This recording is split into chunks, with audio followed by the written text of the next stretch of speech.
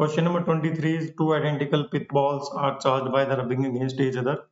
तो रब करने से दोनों पर चार्ज सेम आ जाएगा. QQ. They are suspended from a horizontal rod through the two strings of length 20 centimeter. The separation between the suspension point is 5 centimeter. तो जहां से हमने इनको लटका रखा है उनके बीच का जो डिस्टेंस है वो 5 सेंटीमीटर है. In equilibrium the separation between the ball is 3 centimetre. Equilibrium में जो सेपरेशन है बॉल्स के बीच का वो हमारा 3 सेंटीमीटर है. अब आपसे पूछ रहा है find out the mass of each ball and the tension in the string. प्रत्येक बॉल का हमें मास बताना है और उनमें जो टेंशन है कितना है वो अपने को बताना है. ठीक है, अच्छा क्वेश्चन है, क्वेश्चन को ट्राई करके देखिए.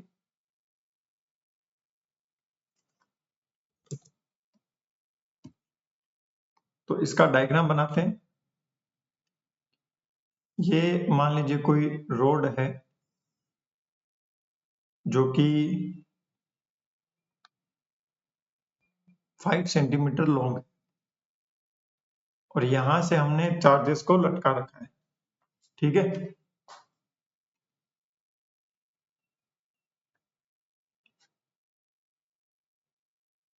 ऐसे. अब हुआ क्या, ये चार्जेस एक दूसरे को अट्रैक्ट कर रहे हैं. तो इसमें चार्जेस का मैग्नीट्यूड पूछा गया. Find out the mass of each ball and the tension in the string. Charge on each ball has magnitude. Charge तो दे रखा है इन्होंने. ठीक है, तो इन इक्विलिब्रियम क्या है, इनके बीच का जो सेपरेशन है वो 3 सेंटीमीटर.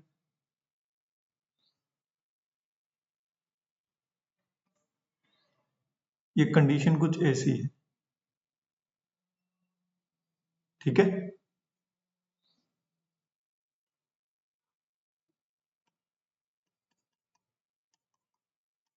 तो जब अपना डायग्राम बन जाता है तो क्वेश्चन आराम से सॉल्व होता है. कोई जल्दबाजी नहीं करनी है. We are dealing with the detail solution. तो एक तो ये हो गया और एक ये चार्ज हो गया. मान लीजिए this is the charge Q, this is also charge Q और इनके बीच का जो सेपरेशन है वो 3 सेंटीमीटर है. This is 3 centimetre. Done, simple, ना कोई समस्या ना कोई परेशानी. नाउ अब हम क्या करते हैं, यहां पर देखते हैं एक ट्राइंगल ले लेते हैं. Then we will get all the values of the theta. तो ये मैं एक ट्राइंगल कंसीडर कर लेता हूं, ये वाला, और ये मैं थीटा कंसीडर कर लेता हूं. जो हमारी स्ट्रिंग की जो लेंथ है वो है 20 centimetre. So this length is basically 20 centimetre and this distance will be 1 centimetre. तो अगर हम देखें ये डिस्टेंस 20 सेंटीमीटर है तो 20 cos theta will be equal to 1. So cos theta will be equal to what? 1 divide by 20.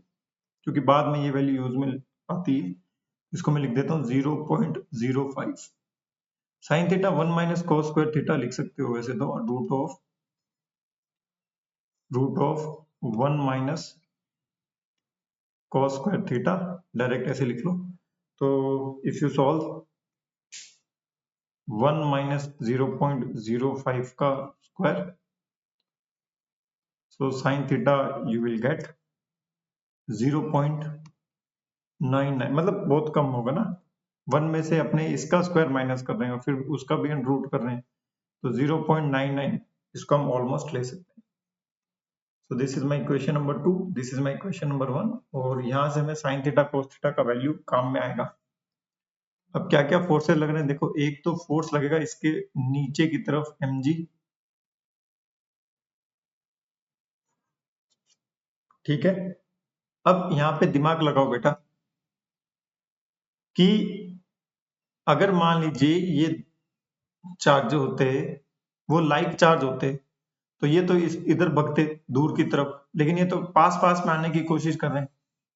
पास पास में आने की कोशिश कर रहे हैं मतलब यहां पर जो इलेक्ट्रोस्टैटिक फोर्स लग रहा है वो इस डायरेक्शन में लग रहा है. This thing is important. इस डायरेक्शन में इलेक्ट्रोस्टैटिक फोर्स लग रहा है, Fe. अब आप इसको आराम से सॉल्व कर सकते हो। जैसे ये हमने इसको एक्सटेंड कर दिया, तो एक्सटेंड किया तो हमने देखा this angle will be theta. तो अब हमें सिर्फ कंपोनेंट निकालने हैं। एफ ई के दो कंपोनेंट हो जाएंगे, एक तो परपेंडिकुलर टू द स्ट्रिंग और एक along the string. Perpendicular to the string जो कंपोनेंट होगा it will be F E sine theta, और अलोंग द स्ट्रिंग हो जाएगा F E cos theta. Similarly अगर ये एंगल थीटा है तो ये एंगल भी कितना होगा, थीटा। तो इसके भी दो कंपोनेंट हो जाएंगे, M G sine theta along the string, M G cos theta perpendicular to the string. Find the mass of each ball and tension in the string. तो टेंशन तो अपने निकाल सकते हैं, देखिए tension will be equal to F E cos theta plus M G sine theta. यहां से हम टेंशन फाइंड आउट कर सकते हैं। तो सबसे पहले तो अपने एफ ई निकाल लेते हैं। एफ ई होगा हमारा K Q square divide by R square. तो के हो जाएगा 9 इंटू 10⁻⁹ क्यू स्क्वायर, क्यू का वैल्यू दे रखा है 2 इंटू 10⁻⁸ का होल स्क्वायर डिवाइड बाय इनके बीच का सेपरेशन है 3 सेंटीमीटर, तो 0.03 का होल स्क्वायर। तो 9 तो भैया ये उठ जाएगा, तो यहां से आपको एफ ई का वैल्यू मिल जाएगा। तो एफ ई का वैल्यू कितना आएगा, देखो ये तो हो जाएगा 9 इंटू 10⁻⁹ इंटू 2 टू जा 4 इंटू 10⁻⁻16, 3 डिवाइड बाय 100, तो ये नीचे हो जाएगा 9, यहाँ हो जाएगा 10⁻⁴।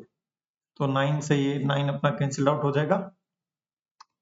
You will get the value of F ई, और ये हो जाएगा 9 और 4 13, 13 में से 16 जाएंगे तो 3 बचेगा, तो 4 into 10⁻⁻3 Newton. So this is our F E value. ये किसका वैल्यू है, एफ ई का वैल्यू है, ठीक है।